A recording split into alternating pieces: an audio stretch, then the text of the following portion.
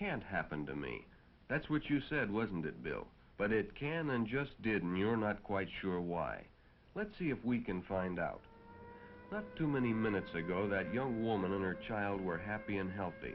Now their young bodies are crushed and racked with pain.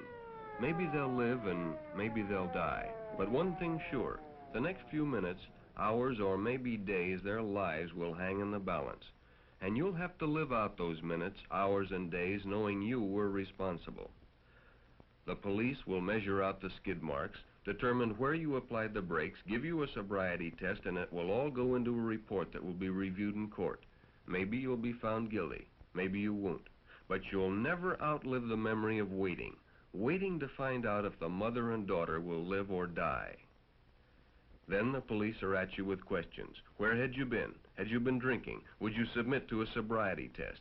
Sure, why not? After all, you'd only had a few beers. You're not drunk.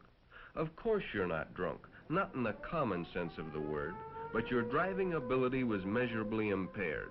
How could it be? You feel fine.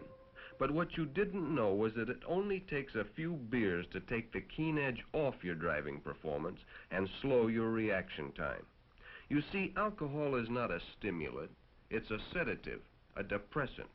Oh, sure, the first few drinks make you feel more alive and responsive.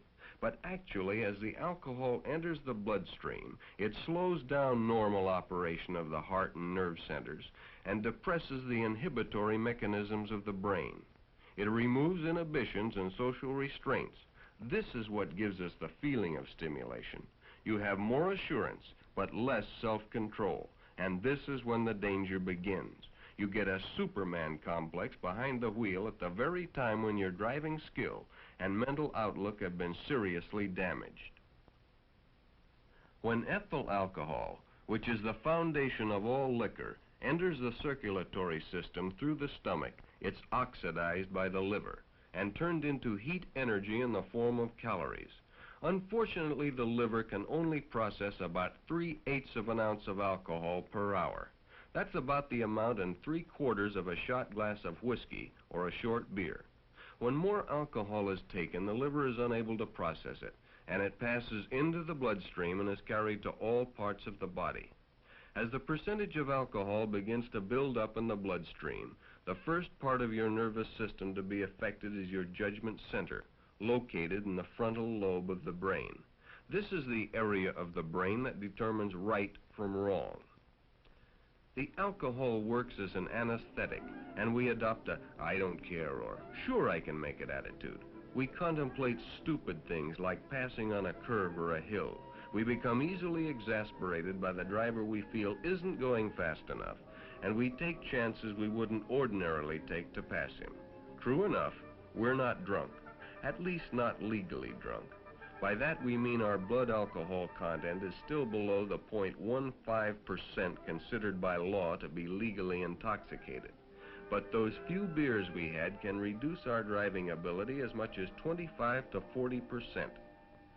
A report by the American Medical Association clearly showed that 2 shots of 100 proof whiskey or 2 12-ounce bottles of beer can inject a dangerous amount of alcohol into our system if we're driving. And the worst part is that we probably aren't aware of it. Even an hour after having a couple of beers, our reaction time to light signals can be reduced as much as 6%. In another test, it was shown that after a 3-ounce drink, it took as much as 12 seconds for a person to regain his normal sight after being blinded by the lights of an oncoming car. At 60 miles an hour, that would be over 1,000 feet, or 1/5 of a mile of blind driving.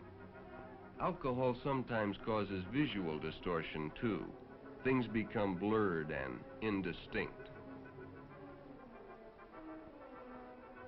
Another problem which often goes unnoticed by the driver but is no less dangerous is tunnel vision. Tunnel vision is a phenomenon where your field of vision becomes increasingly narrow.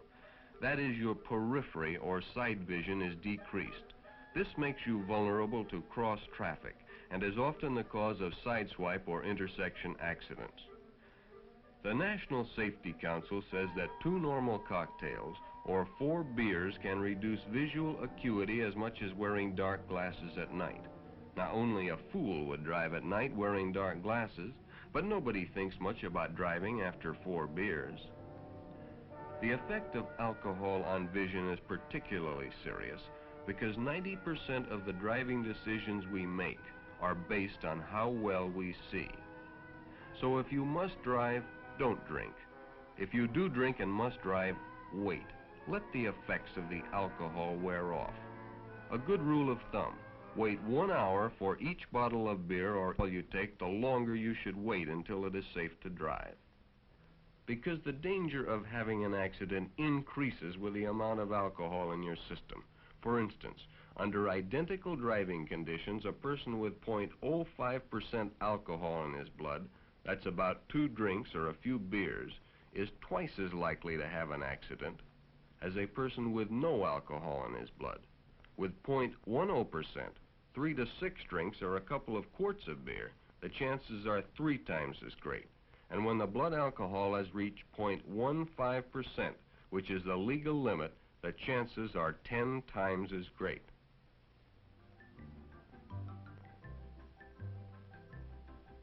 A common misapprehension of the drinking driver is that when he first drinks, that is, during the absorption period, as it's sometimes referred to, the individual readily feels the effects of the alcohol. But during the wearing off period, he becomes less aware of these effects and deludes himself into thinking he is sober. But he is falsely comparing his maximum feeling of intoxication with his beginning feeling of sobriety. He may be far from sober and is only making a dangerous comparison. We are all aware that alcohol and gasoline don't mix, but many of us think it can't happen to us. But it can and does in ever-increasing numbers each year. And it isn't until we have an accident that we seriously ask ourselves why we had that extra drink.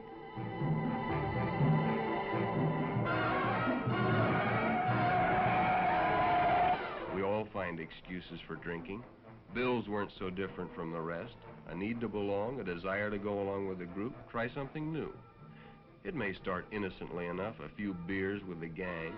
It is a social custom of our time. But today that social custom is invading our society at a younger age than ever before. The few drinks that the social drinker may take don't seem to present a serious danger.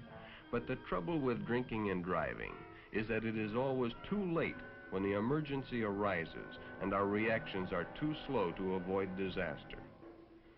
It is readily agreed by authorities and tests that driving skills are to a degree a matter of habit, built up over long periods of practice.